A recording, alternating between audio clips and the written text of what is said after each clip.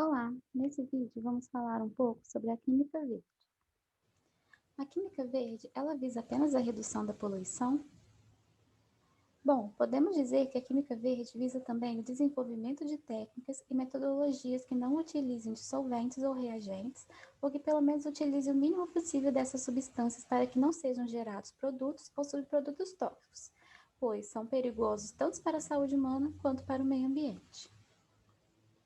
Assim, John Warner e Paul Anastas propuseram 12 princípios para nortear a química verde, que se encontram interligados buscando a redução de custos, economia de energia, maior eficiência e diminuição de rejeitos e compostos tóxicos. Cada um desses princípios serão detalhados a seguir. A produção de resíduos tóxicos pode ser evitada utilizando solventes verdes, como uma alternativa viável para a substituição de solventes orgânicos, minimizando assim os impactos socioambientais. A busca por alternativas que, além de mais eficientes para o processo, também sejam mais viáveis economicamente é extremamente importante para que haja aceitação pelas indústrias.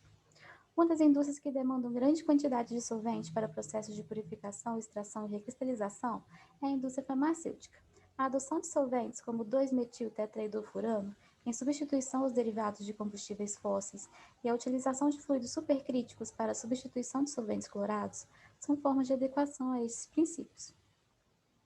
Outros setores, como o de construção civil, também vêm adotando essa ideia, utilizando materiais que causam menor impacto, como concretos, com adição de resíduos como materiais de demolição, substituição de solventes em tintas e resinas por água e telhas ecológicas, dentre outros. O segundo princípio é o da eficiência atômica, que visa minimizar a economia de átomos. Um bom exemplo de eficiência reagente-produto em processos é a síntese do ibuprofeno. Quando ela foi desenvolvida pela Boots Company em 1960, eram necessárias 6 etapas reacionais e todas elas geravam subprodutos indesejáveis, que são representados aqui em marrom. Durante anos, essa foi a forma de produção do ibuprofeno. Porém, nos anos 80, quando a patente da Boots expirou, uma nova metodologia foi desenvolvida utilizando apenas 3 etapas, sendo ecologicamente mais verde.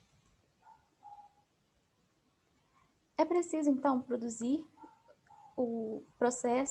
é preciso planejar os processos para que tanto os reagentes quanto os produtos perigosos sejam utilizados de maneira reduzida, e assim produzam substâncias mais seguras aos organismos vivos e ao meio ambiente. Este terceiro princípio está intimamente ligado ao quarto e ao 12º. O quarto princípio visa desenvolver produtos seguros e eficientes. Os produtos obtidos deverão apresentar baixa toxicidade para que não sejam introduzidos danos ao meio ambiente. Um exemplo de design verde é o pesticida Spinetoram, que além de ser baseado em materiais renováveis, apresenta baixa toxicidade ao homem. As reações químicas devem sempre envolver solventes e outras substâncias que sejam seguras ou, caso contrário, reutilizáveis e reduzidas. Chamamos atenção nos casos dos solventes devido à dificuldade de se substituir essas substâncias em laboratório. Podem ser, então, desenvolvidas reações em água, a mudança de solventes orgânicos, utilizando o lactato de etilo, por exemplo, como solvente verde, e também realizar reações sem solvente. Podendo ser adaptadas as reações se for possível evitar a perda de eficiência e seletividade. Outro tema que vem sendo bastante discutido é a otimização energética. O ideal é que os processos ocorram utilizando de pouca energia, seja energia reacional, como em temperatura e pressão ambiente, e através de catalisadores, ou energia de processo, principalmente em larga escala, de forma que os equipamentos escolhidos sejam o mais eficientes e econômicos possíveis. Recursos renováveis é um dos aspectos importantes. Atualmente, 60% da energia gerada no país é proveniente de matriz hídrica. Os impactos ambientais causados por essa fonte de energia já são bastante conhecidos. Algumas opções que podem complementar e reduzir, assim, a grande utilização de hidrelétricas são a utilização de usinas eólicas, biomassa e energia solar fotovoltaica. O oitavo princípio visa evitar derivados e múltiplas etapas.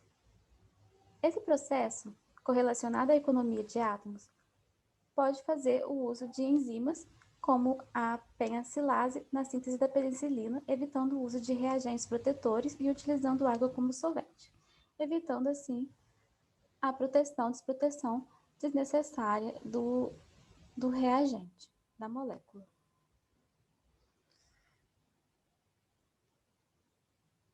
Os catalisadores são ótimos exemplos de potenciais substâncias no conceito de química verde, pois além de garantirem que a reação ocorra rapidamente, pouca energia é envolvida no processo e, além disso, ainda podem ser reutilizadas. Exemplos desses catalisadores são os catalisadores metálicos, que estão relacionados à produção de outros catalisadores e formação de complexos, catalisadores suportados em hidroxiapatita, que são bons oxidantes, podendo usar o ar ao invés de oxigênio, e os catalisadores de Maruoka. O desenvolvimento de produtos biodegradáveis vem crescendo a cada dia. Copos feitos a partir de féculas de mandioca, talheres compostáveis, entre outros, têm se tornado parte do dia a dia de muitas pessoas. O plástico PLA também tem sido uma alternativa eficiente, sendo ele compostável, biodegradável, reciclável, mecânica e quimicamente, e sua degradação, que é de 6 meses a 2 anos. Porém, deve ser descartado corretamente para que possa se transformar em substâncias inofensivas. O monitoramento e controle de processos em tempo real, utilizando técnicas analíticas e algoritmos computacionais, é essencial para a otimização de processos. Esse processo é recomendado pela Food and Drugs Administration para o processo de fabricação e controle de produtos farmacêuticos.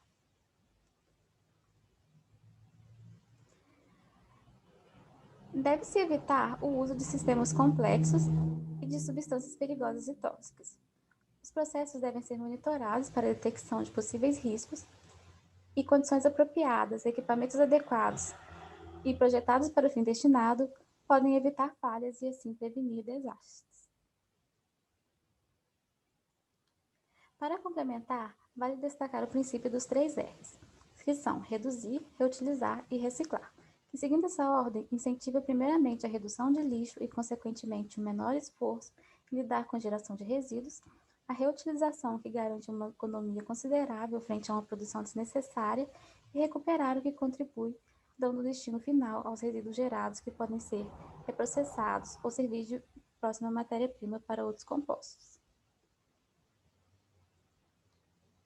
Dentro dos desastres químicos, um exemplo bastante conhecido de desastre químico no Brasil é o acidente com Césio 137 em Goiânia, devido à falta de segurança no descarte do material. Outros exemplos foram a contaminação por chumbo no município de Santa Amaro, na Bahia, considerada a cidade mais contaminada por chumbo do mundo, o desastre de Bhopal, na Índia, onde ocorreu uma liberação de uma nuvem tóxica de isotiocianato de metila, e o famoso acidente nuclear na usina de Chernobyl. Conclui-se, então, que a necessidade do uso eficiente de recursos, não apenas em função da redução de custos de processos, mas em razão do impacto desses processos no meio ambiente a médio e longo prazo, faz necessária a implementação dos princípios da química verde nas indústrias e no dia a dia como um todo quanto antes. Então, embora simplista, o caminho a ser seguido é sempre: prevenir é melhor que remediar.